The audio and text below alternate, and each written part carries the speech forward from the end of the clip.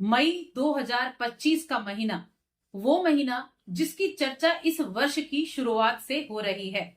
आज की इस वीडियो में हम तुला राशि के लोगों के लिए मई माह के राशिफल के बारे में बात करने वाले हैं।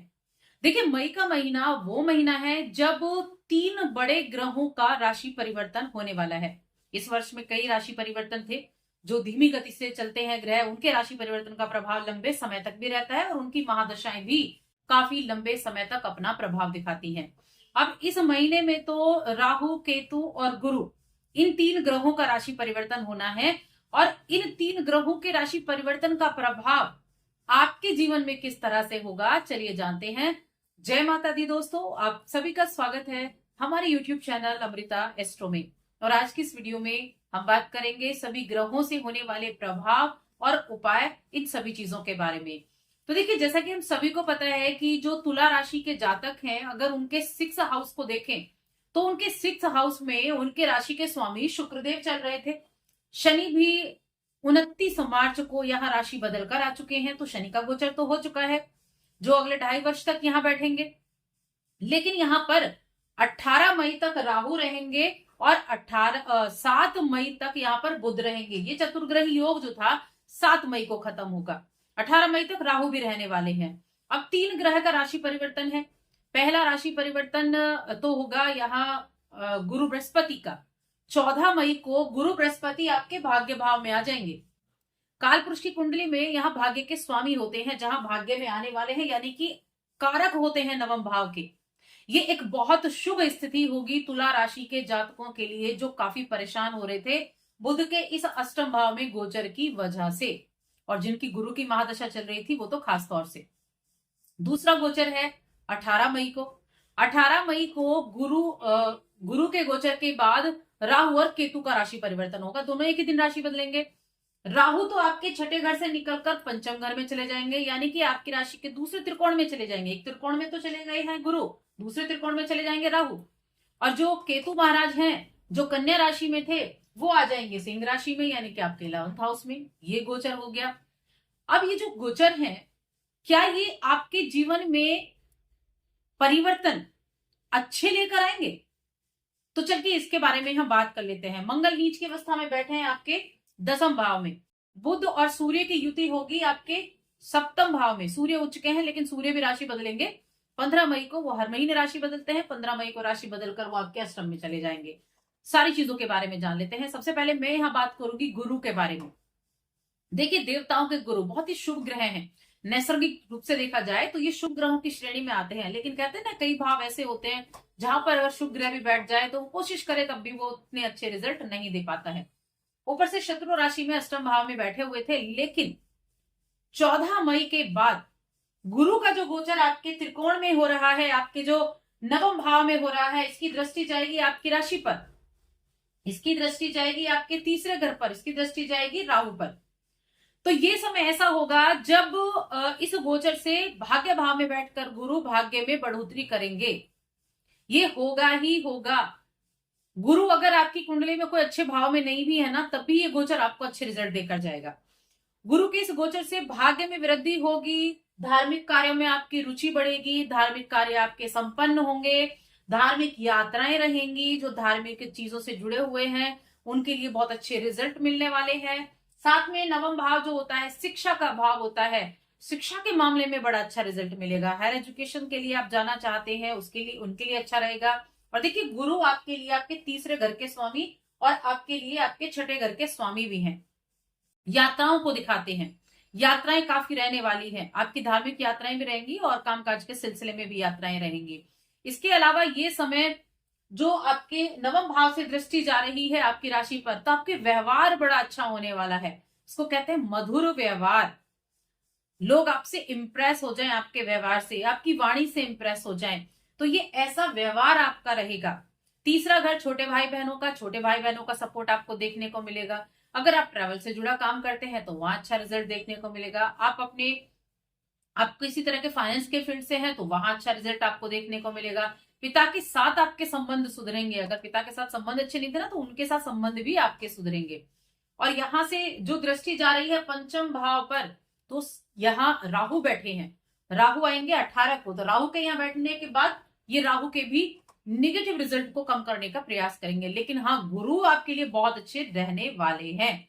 अब इस वीडियो में तो मैं आपको कंप्लीट नहीं बता पाऊंगी, लेकिन हाँ, मई के महीने में स्थितियां अच्छी होने वाली है। लेकिन 14 मई के बाद, 14 मई तक थोड़ा सा ध्यान रखना है। हेल्थ इश्यू वगैरह हो सकते हैं, स्किन प्रॉब्लम हो सकती है, क्योंकि छठे घर में कई ग्रह एक साथ मौजूद हैं, त्रिकोण के स्वामी हैं, अष्टम में यहाँ गुरु रहेंगे, तो थोड़ा सा हेल्थ का ध्यान रखना है 14 मई तक। उसके बाद स्थितियां ठीक हो जाएंगी। अब दूसरी हम बात करते हैं यहाँ राहु के बारे में ही बात कर लेते हैं। तो देखिए, राहु छठे घर में थे 18 मई तक, तो कहीं ना कहीं कुछ ना कुछ ऐसी चीजें कर रहे थे। चतुर्ग्रह योग बना हुआ था, कुछ रोग उभर के आ जाना, कुछ कार्य ना बनना, एकदम काम स्टक हो जाना, तो ऐसी चीजें चल रही होंगी आपके जीवन में। बिजनेस अच्छा नहीं चल रहा होगा। अब क्या होगा, अब 7 तारीख को तो सूर्य का गोचर हो जाए, बुध का गोचर हो जाएगा। बुध सूर्य के साथ बुधादित्य योग बना लेंगे और राहु चले जाएंगे 18 को आपके पंचम भाव में। देखिए, पंचम भाव शिक्षा का है, पंचम भाव प्रेम का है, पंचम भाव आपकी मति का है। मति, बुद्धिमानी, ये आपका पंचम भाव है। सबसे पहली चीज तो मैं स्टूडेंट्स के लिए कहना चाहूंगी, लापरवाही बिल्कुल भी ना करें, क्योंकि मन को डाइवर्ट करने वाले राहु होने वाले हैं। मन डाइवर्ट कर देंगे तो सबसे पहली चीज तो यही रहेगी कि स्टूडेंट किसी तरह की लापरवाही ना करें। ये ना सोचें कि छोड़ो बाद में कर लेंगे, इस चीज को बिल्कुल अवॉइड कर दें। थोड़ा आलस मन में आ सकता है, दूसरे कामों में मन में लग सकता है, तो आपकी लापरवाही आपके ऊपर भारी पड़ सकती है। ये स्टूडेंट को ध्यान रखना है। इसलिए समय का सदुपयोग यहाँ आपको जरूर करना होगा। वैसे गुरु यहाँ पर बैठकर चीजों को ठीक करने का प्रयास करेंगे, सद्बुद्धि देंगे, लेकिन सद्बुद्धि थोड़ा देर में आई तो प्रॉब्लम हो जाएगी। तो स्टूडेंट को खास तौर से सावधानी रखनी है, समय का सदुपयोग करना है। और राहु का गोचर जब छठे से ये पंचम में जाएंगे ना, तो जो हेल्थ इश्यू वगैरह चल रहे थे, हेल्थ इश्यू को कम करता हुआ दिखाई देगा। तो जो भी प्रॉब्लम राहु की वजह से थी, उनमें थोड़ा राहत आपको छठे घर से देखने को मिलने वाली है। पंचम में बैठकर प्रेम जीवन ठीक ठाक रहेगा, लेकिन साथ में एक्स्ट्रा मैरिटल अफेयर भी हो सकते हैं। थोड़ा ध्यान रखें इस चीज का भी। और स्टूडेंट के लिए भी मैं यही कह रही थी कि थोड़ा मन डाइवर्ट दूसरी चीजों की तरफ हो सकता है, तो थोड़ा सा सचेत रहना होगा आपको। साथ में ये भाव जो होता है, ये भाव होता है आपके शेयर मार्केट का भी होता है। तो शेयर मार्केट में जब भी आप कुछ इन्वेस्टमेंट करने जा रहे हैं, तो पूरी तरह से जांच परख कर करें। देखिए, राहु माया है, राहु इल्यूजन है। मन में ऐसी इल्यूजन पैदा कर देता है कि कुछ चीजें तो आपको लगता है कि जो चल रहा है ना, वो सब कुछ सही है। जैसे हम फैंटेसी मूवी देखते हैं ना, तो वो चीज लगता है हाँ, सब कुछ जो है वो असली है, बिल्कुल असली दिखाई दे रहा है आपको। तो वैसे ही इल्यूजन क्रिएट करता है। आपके सामने जो चीजें होंगी, आपको लगेगा बस यही जीवन है, इसी में सब कुछ है। तो उस चीज को आपको यहाँ अपनी मति का इस्तेमाल करना होगा कि जो चीजें आप कर रहे हैं अच्छा है, नए आइडियाज आए हैं, अच्छा है, नई अपॉर्चुनिटी मिल सकती है, लेकिन उनमें से सही अपॉर्चुनिटी आपको देखनी है। विस्तार से हम अगली वीडियो में बात करेंगे कि राहु का गोचर एग्जैक्टली क्या क्या चीजें आपको फेस करनी पड़ेगी, किन चीजों से लाभ मिलेगा। लेकिन हाँ, मई के महीने में मैं कहूंगी ये शुरुआत आपके लिए हो जाएगी। अब बाद में हम बात करते हैं आपकी राशि के स्वामी शुक्रदेव की। तो देखिए, शुक्रदेव तो उच्च की अवस्था में बैठे हुए हैं, आपकी राशि के स्वामी हैं और आपके अष्टम के स्वामी हैं, उच्च की अवस्था में बैठे हैं, छठे घर में बैठे हुए हैं। तो मैं कहूंगी छठे घर में बैठकर ये आपके लिए, बेशक छठे घर में बैठे हैं लेकिन राशि के स्वामी उच्च के हैं, तो आपके लिए स्थितियों को अच्छा करेंगे और शुक्र आपको अच्छा रिजल्ट दे भी रहे हैं। जिन लोगों का किसी भी तरह से इस फेस वैल्यू को बढ़ाने का काम है, फेस को दिखाकर रिजल्ट मिलते हैं, कहीं एंकरिंग करते हैं, कहीं आपका कोई ऐसा बिजनेस है, कोई आपका कपड़ों से जुड़ा बिजनेस है, कोई आपका कॉस्मेटिक से जुड़ा बिजनेस है, फूड से रिलेटेड काम है, तो वहां ठीक ठाक आपको रिजल्ट देखने को मिल रहे होंगे। और शुक्र तो अभी यहीं रहने वाले हैं, साथ में शनि बैठे हैं, शनि उनके मित्र हैं। शनि आपके रोगों से आपको मुक्त कराने का कार्य करेंगे। देखिए, शनि की उपस्थिति क्या है, छठा घर रोग रिपु ऋण का है। यहाँ पर मंगल बहुत अच्छे होते हैं, यहाँ पर शनि बहुत अच्छे होते हैं। शनि कर्जे से मुक्ति के कारण बनेंगे, कारक बनेंगे, ठीक है, मुक्त कराएंगे आपको कर्ज से अगर आपने कर्ज लिया हुआ है। लेकिन ऐसा नहीं कि मई के महीने में ही कराएंगे, क्योंकि इनका तो गोचर बहुत लंबा है, तो ये तो धीरे धीरे काम करते हैं। लेकिन हाँ, ये कराएंगे जरूर, कर्जे से मुक्त कराएंगे, शत्रुओं से मुक्त कराएंगे, शत्रुओं से लड़ने की ताकत देंगे आपको। आपके जो शनि के जो रोग हैं, जो आपको हेल्थ इश्यू हो जाए, उन हेल्थ इश्यूज को भी दूर करते हुए दिखाई देंगे। अगर कोई हेल्थ इश्यू चल रहा है तो उसको भी दूर करते हुए दिखाई देंगे। तो शनि की पोजीशन इस भाव में आपके लिए अच्छी होने वाली है। यहां से तीसरी दृष्टि आपके अष्टम पर पड़ेगी, तो कहीं ना कहीं आपको राहत देखने को मिलने वाली है। ये हो गई है शनि की बात। अब बात करते हैं मंगल की। तो मंगल बैठे हैं यहाँ नीच के आपके दसम भाव में। देखिए नीच के बैठे हैं, थोड़ा हार्डवर्क आपको करना इस समय अवधि में पड़ सकता है, और साथ में थोड़ा सा सप्तम के स्वामी बनते हैं, तो वैवाहिक जीवन में थोड़ा ध्यान रखना है आपको। आपकी ईगो सामने आ सकती है, तो थोड़ा सा ध्यान मंगल की वजह से रखना होगा।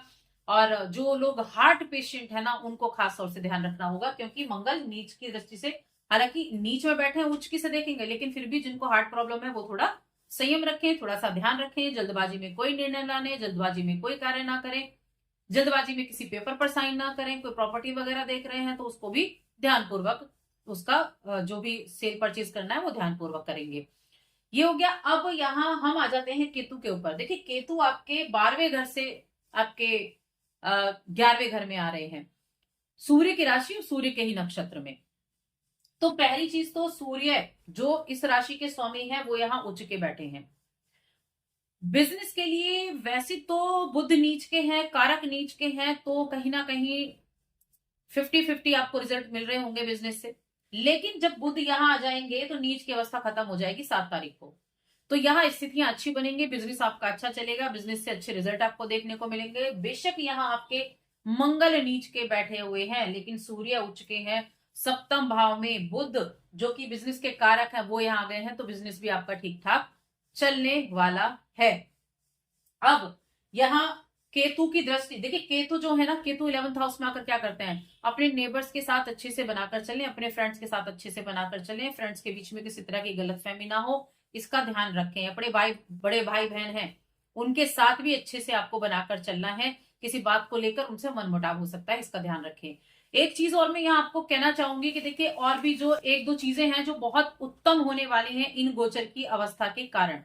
होने क्या वाली है कि गुरु और राहु जो है ना एक दूसरे से त्रिकोण में रहेंगे, क्योंकि गुरु बैठे हैं आपके, देखिए तुला राशि के लिए त्रिकोण में बैठे हैं और राहु दूसरे त्रिकोण में बैठे हैं। लेकिन अगर हम काउंट करते हैं तो गुरु यहां से नवम दृष्टि राहु पर डाल रहे हैं और राहु यहां से 5वीं दृष्टि गुरु पर डाल रहे हैं। तो ये आपका जो एक त्रिकोण का एक भाव बना है, ये त्रिकोण का भाव बहुत अच्छा है। इस त्रिकोण के एक्टिव होने से आप चीजों को बहुत कुछ प्राप्ति भी कर सकते हैं, उत्तम रिजल्ट भी प्राप्त कर सकते हैं, थोड़ी सी सावधानी रखते हुए हर एक चीज में। चाहे वो शेयर मार्केट क्यों ना हो, आपके व्यक्तित्व को क्यों ना चमकाना हो, आप कोई ऐसे कार्य से जुड़े हुए हो जहां आपकी फेस वैल्यू काम करती है, जहां आप एक अपने फेस के जरिए आप लोगों के संपर्क बनाते हैं, तो उन लोगों के लिए बहुत अच्छा मौका ये हो सकता है आपके भाग्य के द्वारा आपके भाग्य को चमकाने का। दूसरा एक और चीज बना है कि जो गुरु और शनि है उनका भी एक दूसरे से त्रिकोण में यहां बना हुआ है। देखिए शनि को अगर आप देखें तो शनि यहां बैठे हुए हैं, ठीक है, और यहां शनि और गुरु बैठे हुए हैं आपके तीसरे घर में। देखिए शनि गुरु जो है ना, गुरु तुला राशि के जातकों के लिए उनके शत्रु होते हैं, लेकिन उसके बावजूद ये भाग्य भाव में बैठकर आपके भाग्य को चमकाने वाले हैं। शत्रु राशि में बैठेंगे उसके बावजूद भी ये आपको कमीशन के द्वारा रिजल्ट देंगे, ये आपको प्रॉपर्टी के द्वारा रिजल्ट देंगे, ये आपको जॉब के द्वारा अच्छे रिजल्ट देंगे। जॉब की अपॉर्चुनिटी, नई जॉब की अपॉर्चुनिटी आपको यहाँ देखने को मिल सकती है। छठे के स्वामी नवम भाव में गए हैं, भाग्य का स्वामी। अब थोड़ा एक चीज का ध्यान रखें कि सेवा वगैरह आप टाइम टाइम पर करते रहेंगे तो अच्छा रहेगा। लोगों की मदद करना, लोगों की सेवा करना, ये अगर आप टाइम पर करते रहेंगे तो आपके लिए स्थितियां अच्छी रहेंगी। अब उपाय की बात कर लेते हैं, क्या करना है। देखिए उपाय के तौर पर सबसे पहली चीज, इस महीने गुरु का गोचर हुआ है तो विष्णु सहस्त्रनाम का पाठ करना शुरू कीजिए, बड़े अच्छे रिजल्ट मिलेंगे उससे आपको। दूसरा आपके लिए उपाय जो है वो है कि बुध के आप मंत्र कर सकते हैं, बीज मंत्र का जप कर सकते हैं आप बुध के लिए, जो कि है ओम प्राम प्रीम प्रोम से बुधाय नमः, ये आप जप कर सकते हैं। और तीसरा शनि के उपाय आप करें। देखिए शनि तो अगर आप उपाय नहीं करेंगे ना, लोगों की सेवा करना शुरू कर दें, या आप उपाय मान लीजिए, धर्म से जुड़ा हुआ कार्य मान लीजिए, गरीबों को खाना खिलाना, कोई असहाय है, अपंग है, उसकी सहायता कर देना, किसी कोई आपको ऐसे व्यक्ति बैठे हुए दिखाई दे रहे हैं जो किसी भी तरह से कुछ कर नहीं सकते हैं, उनको कुछ ना कुछ दे देना, तो ये अपने आप में बहुत बड़ा उपाय होता है छठे भाव के शनि का। 2.5 वर्ष तक रहने वाले हैं, बड़े अच्छे रिजल्ट देंगे। पंचम के और छठे के स्वामी हैं, जॉब की अच्छी अपॉर्चुनिटी आपको दे सकते हैं। तो ये उपाय आपके लिए सर्वोपरि होने वाले हैं। तो आप बस आज की इस वीडियो में इतना ही। वीडियो कैसी लगी हमें कमेंट करके जरूर बताएं। जय माता दी।